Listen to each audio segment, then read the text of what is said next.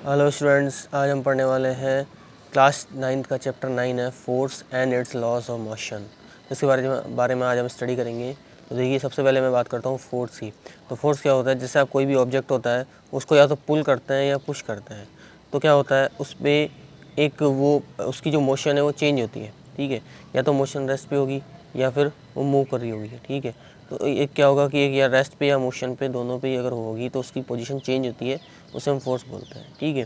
तो जैसे मैं बात करूँ कि जैसे एक बॉक्स है, इसको मैं इधर आगे अगर धक्का दे रहा हूँ तो मैं इसको क्या कर रहा हूँ, पुश कर रहा हूँ। या फिर जैसे एक बॉक्स है, उसको अगर मैं इधर खींच रहा हूँ तो क्या कर रहा हूँ, पुल कर रहा हूँ।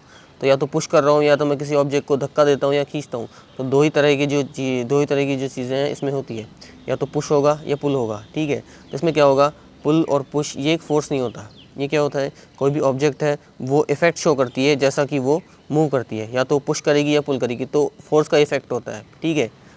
ठीक है, तो देखिए, force is an external agent. Force क्या है, एक एक्सटर्नल एजेंट है, मतलब बाहर से लगाया जाने वाला क्या है, एक एजेंट है, जिससे क्या होता है, जो capable of changing the state of rest and motion. जो किसी भी ऑब्जेक्ट की जो स्टेट है, जो स्थिति है, या तो वो रेस्ट पे या मोशन पे है, तो उसकी वो चेंज करता है। एक particular body one supplied on it, जब इस पर क्या लगाया जाता है, फोर्स लगाया जाता है। तो देखिए, force is a vector quantity. Force क्या है, वेक्टर क्वांटिटी, क्योंकि इसकी मैग्नीट्यूड और डायरेक्शन दोनों होती है। अब जैसे फोर्स है, सपोज़ कीजिए कि जैसे मैंने यहाँ पे 20 न्यूटन का फोर्स लगाया, ठीक है। तो 20 न्यूटन क्या हो गया, एक मैग्नीट्यूड हो गया कि मैंने इतनी क्वांटिटी का फोर्स लगाया, और डायरेक्शन मतलब इस डायरेक्शन में लगाया, किस डायरेक्शन में लगाया। तो जिस भी डायरेक्शन मैंने फोर्स लगाया वो होगी डायरेक्शन, और जो जितना मैंने फोर्स लगाया वो हो गया मैग्नीट्यूड। तो वो क्या है, एक वेक्टर क्वांटिटी होगी, और इसका ऐसा ही यूनिट होगा न्यूटन, क्योंकि इसकी इन्वेंशन न्यूटन ने की थी, ठीक है। अब देखो, फोर्स जो होते हैं, इफेक्ट ऑफ फोर्स, किसी भी फोर्स का जो इफेक्ट होता है वो क्या होता है, वो इन 5 टाइप से हम देख सकते हैं। तो देखिए, सबसे पहले, force can move a stationary object. Force अगर हम लगाए जाते हैं किसी भी स्टेशनरी ऑब्जेक्ट, मतलब ऐसी ऑब्जेक्ट जो बिल्कुल रुकी हुई है, मोशन नहीं कर रही है, तो उस पर फोर्स लगाने से क्या होता है, मूव करती है वो। सेकेंड है, force can stop a moving object, या फोर्स क्या कर सकता है, कोई भी ऑब्जेक्ट जो मूव कर रही है उसको रोक सकता है।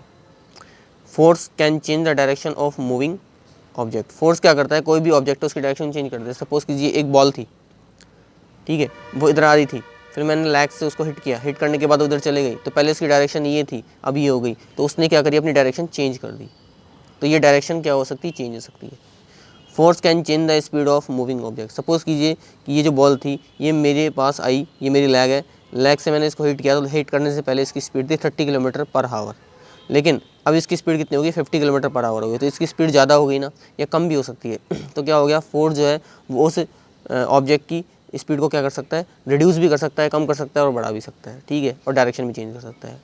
Force can change the shape and the size of an object. Force क्या कर सकता है कि कोई भी ऑब्जेक्ट होता है उसकी शेप या साइज़ को चेंज कर सकता है। जैसे कोई स्प्रिंग है, ये स्प्रिंग है, ये ए एंड है और ये बी एंड है। जब इसको हम खींचते हैं तो ये बी एंड क्या करता है, स्ट्रेच हो जाता है और खींच के इस तरह से हो जाता है, ठीक है। तो इसकी साइज़ और शेप दोनों क्या हो गई, चेंज हो गई। तो इस तरह से फोर्स जो होता है वो किसी भी स्टेशनरी ऑब्जेक्ट को, मतलब कोई भी ऑब्जेक्ट जो मूव नहीं कर सकती उसे मूव करा देता है, या कोई मूव कर रही है उसे स्टॉप कर देता है, उसकी डायरेक्शन को चेंज कर देता है, उसकी स्पीड को कम ज़्यादा कर देता है, और एक उसे उसकी शेप और साइज़ को क्या कर सकता है, चेंज कर सकता है।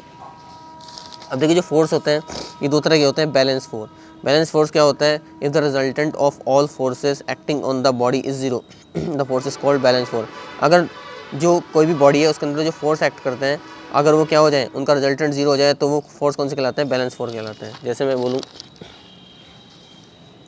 कि एक बॉल है, इसको कोई पर्सन है ए, वो इधर पुश कर रहा है 25 न्यूटन फोर्स से, और बी भी इसको पुश कर रहा है 25 न्यूटन फोर्स से। तो दोनों इक्वल अमाउंट में लेकिन अपोजिट साइड में फोर्स लगा रहे हैं, ए इधर लगा रहा है और बी इधर लगा रहा है। तो 25 और 25 कितना हो गया, जीरो हो गया। अनबैलेंस फोर्स क्या हो गया, अगर रिजल्टेंट फोर्स है वो बॉडी पे जीरो नहीं होता है। जैसे मैं बोलूँ कि कोई पर्सन है ए, उसको 25 न्यूटन से अपनी ओर ले रहा है, और बी है वो 50 न्यूटन से ले रहा है, तो ये वाला जो फोर्स है इसके कंपैरिजन में ज़्यादा है, ठीक है। तो इस हिसाब से क्या होगा कि ये जो बी होगा उसकी तरफ ये बॉल पुश हो जाएगी, ठीक है। तो इस तरह से क्या हुआ कि दोनों में ये डिफरेंस हो गया कि यहाँ जो टोटल फोर्स है ज़ीरो हो गया, यहाँ ज़ीरो नहीं होगा। तो ये फोर्स था, ठीक है। तो आई होप आपको ये फोर्स के बारे में जितना मैंने बताया उतना समझ में आया होगा, जितना आपकी कोर्स में है उतना मैंने आपको समझाया। तो ठीक है, ओके।